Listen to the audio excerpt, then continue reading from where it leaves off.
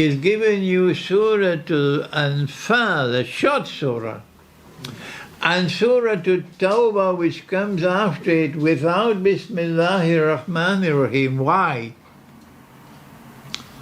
Because he wants you to join these two surahs as your juz for the 7th day. Previously, for 6 days, the juz was always one surah. But on the 7th day, it's now 2. And by joining these two surahs, we are now commemorating the Sabbath day. This is our Sabbath day. And Allah knows best. And then we go on to the 8th day. And we have Surah to Yunus and Surah to Hud. 2. And on the 9th day, Surah to Yusuf and Surah to Rad. 2. And on the 10th day, Surah to Ibrahim and Surah to Hijr. 2. But our Prophet said, the month is comprised of this, and this, and this. And so he divided a month into 3 parts. Part 1, Part 2, Part 3. And this is particularly important in which month? Ramadan. Ramadan. So when the first 1/3 ends, at the end of the 10th day, we mark the completion of the first 1/3 on the 11th day with one surah, Surah An-Nahl. So when you're reciting, every day you're reciting a juz, and you reach number 11, and it is only one surah, in the heart, in your heart, you're recognizing 1/3 of the month is now ended. But there's a second reason why.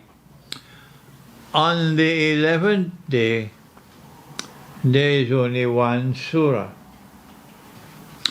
And that is because Suratul Isra and Suratul Kahf, which follow An-Nahl, are sisters.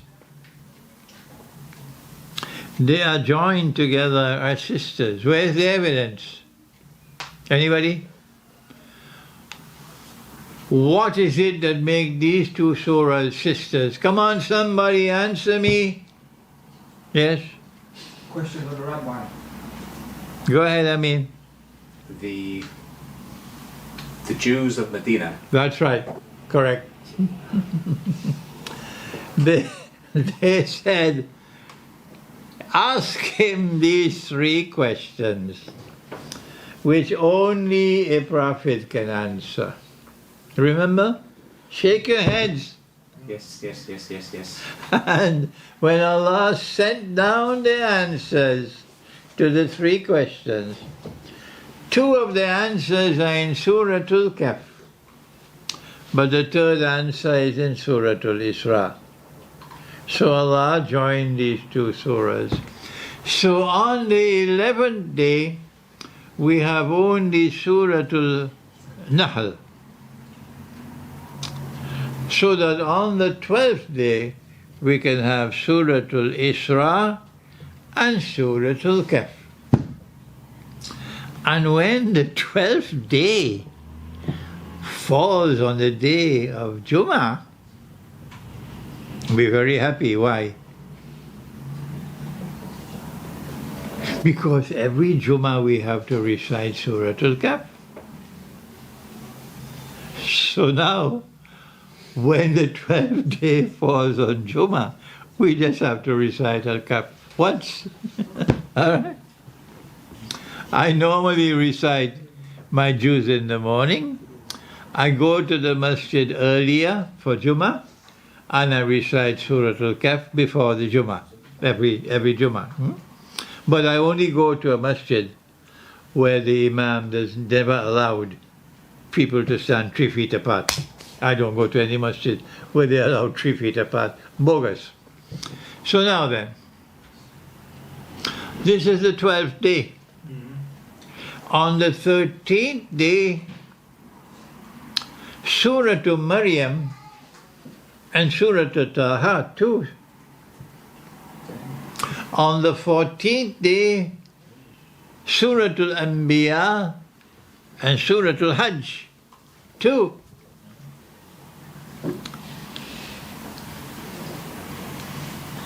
And on the 15th day,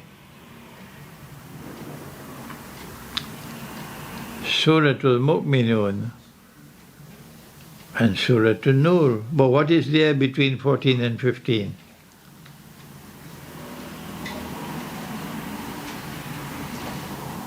Huh? The moon is past the point. Between 14 and 15 is the full moon.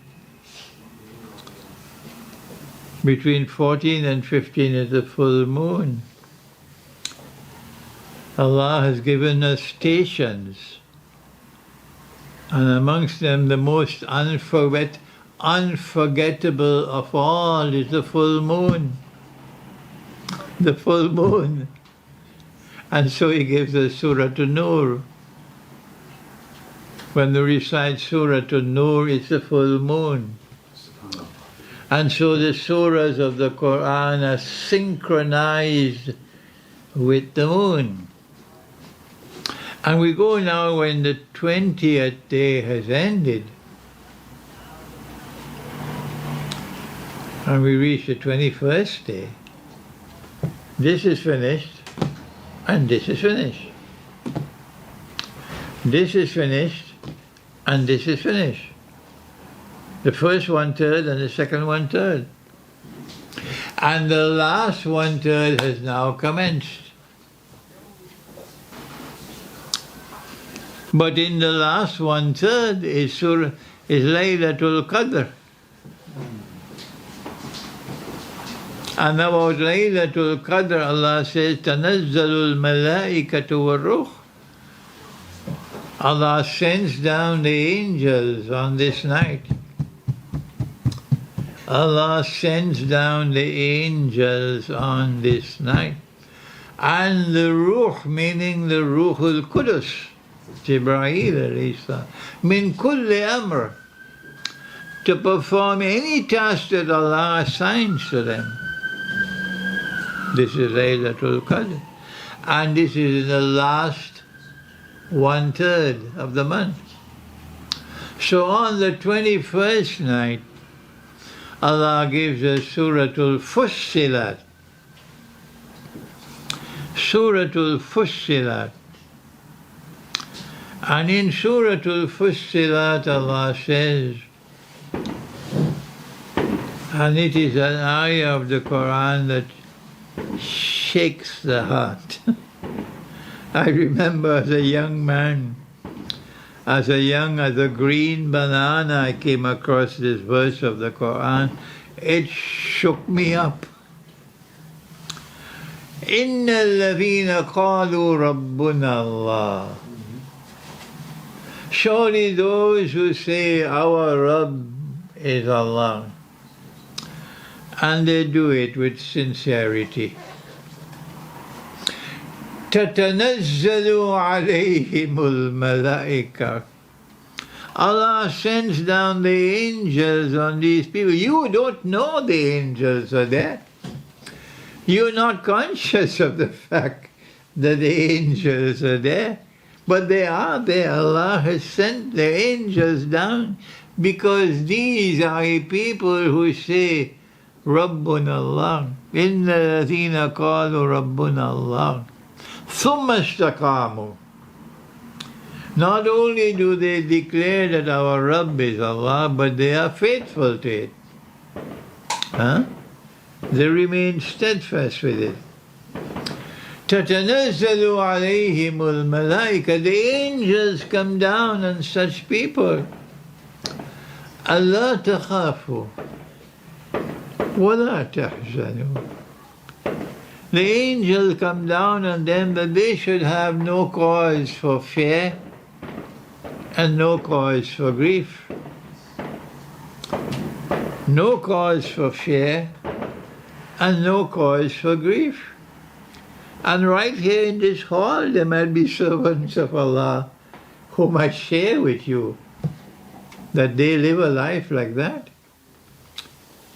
that they have no cause for fear, they have no cause for grief. They are right here in this hall. نَحْنُ أَوْلِيَاؤُكُمْ فِي الْحَيَاةِ الدُّنْيَا. We've been sent down to help you. We're going to help you in this life of the dunya. وَفِي الْآخِرَةِ, and we'll help you in that life as well. وَلَكُمْ فِيهَا مَا تَشْتَهِي أَنفُسُكُمْ. And in that life you'll get that which your heart desires. What does your heart desire? Tell me what your heart desires and I'll tell you who you are. My heart desires this thing which belongs to the dunya and that thing which belongs to the dunya. Huh? I want a mansion. That's my heart desires. Another one says to Allah, all I ask for is grant me knowledge of the Quran. That's all I ask for. Give me more knowledge of the Quran. And in that life you will get that which your heart desires. What you've been asking for. Nuzulan min Ghafurir Rahim. Sent down as a gift from Allah. This is the 21st. The 21st day of the month. And this is in Surah Al-Fussilat. And this is how you herald, that's the correct word in English, to herald the last 1/3 of the month. This is how you live with the angels. And this is how you live with the moon. And when the 23rd day comes to an end, and the 24th day begins,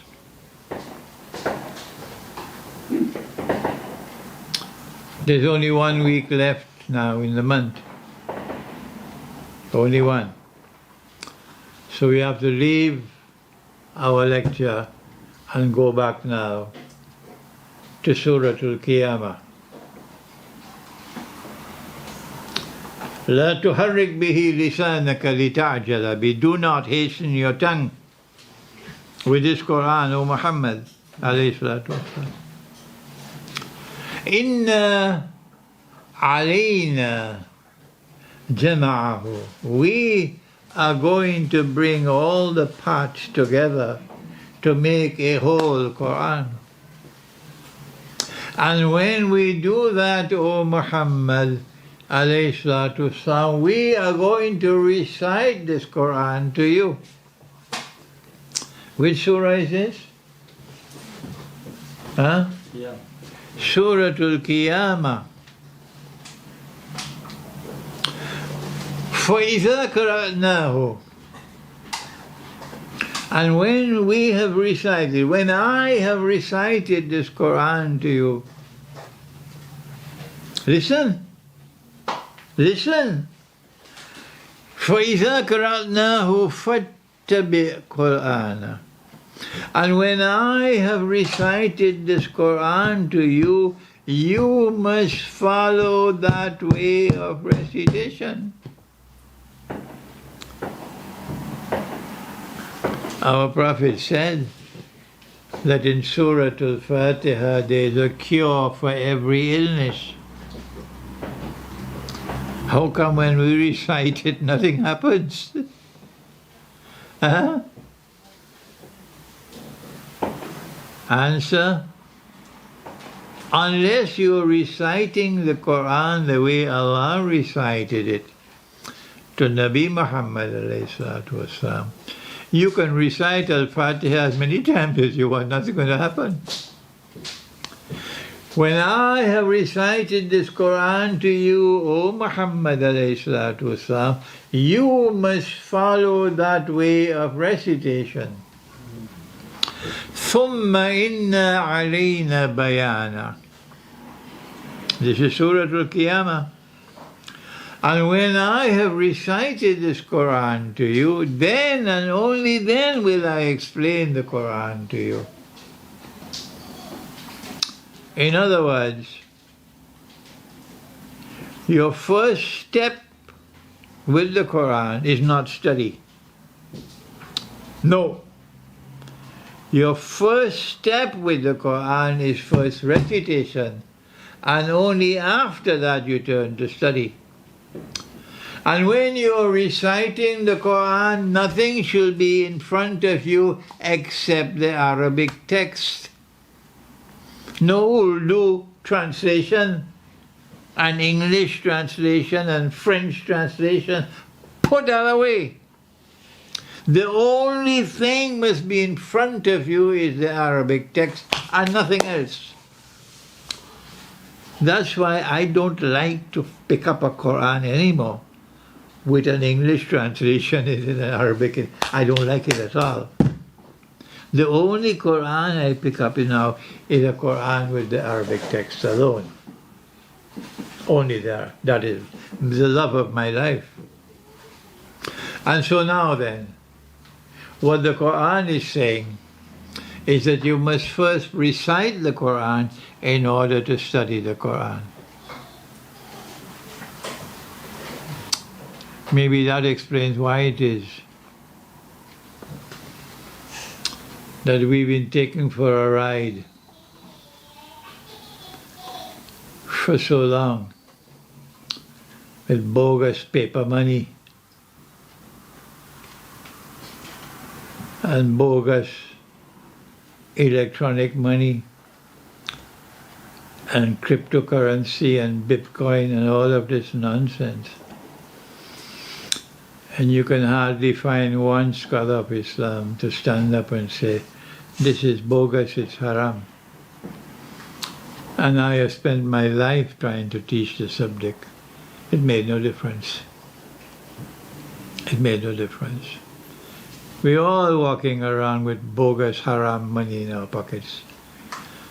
When Nabi Isa alayhi salam returns, you have to have a PhD in stupidity to believe that he's going to use his British pound that you are using, or the US dollar. He will take it and throw it in a garbage bin. You have to have a PhD in stupidity to believe that when Imam al-Mahdi comes, he's going to accept this electronic, digital, cashless world that we all accepting, like sheep and cattle and goats and camels. You have to recite the Quran first before you study the Quran. And when you study the Quran, there's a methodology how to study, which is not our subject tonight. And this is why when the 23rd day ends and the 24th night comes, Allah gives us Surah Al-Najm and Surah Al-Qamar.